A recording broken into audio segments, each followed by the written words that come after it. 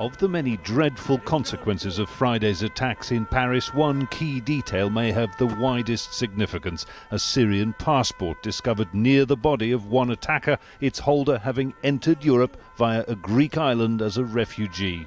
What I fear is that there will be irrational demands for completely closing down immigration flows, especially from Syria. The passport connection has not yet been proven, but already those calls have begun. This changes everything. The words of a German politician challenging Chancellor Angela Merkel's open-door policy on refugees.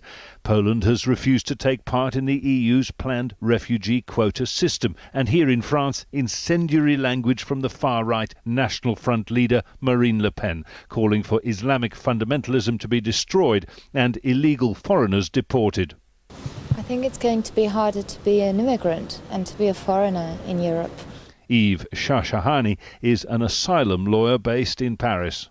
The extreme right in France and in Europe will seize the opportunity, and it's not a new argument. I mean, they had started talking about this, but the confusion they kind of emphasize is very dangerous between terrorist and then you slide into Muslim, and from Muslim to Arab, and from Arab to migrant, and they put everything in one lot.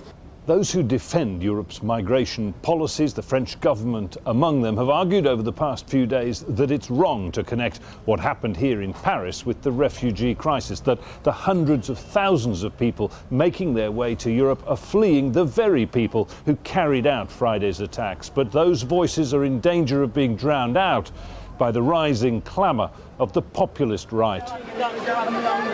And there is another dimension to consider in the so-called Islamic State's motives for these attacks. The message from ISIS is come and join us, because the retaliation, the expected retaliation from France and Europeans in general will be so harsh that Muslims will feel that this is somehow an unwelcome home and they've got to go back. If Friday's attacks succeed in turning Europe against the refugees and even secular Europeans against Muslims in general, that may be the very result that ISIL was aiming for. JONAH, Al Jazeera, Paris.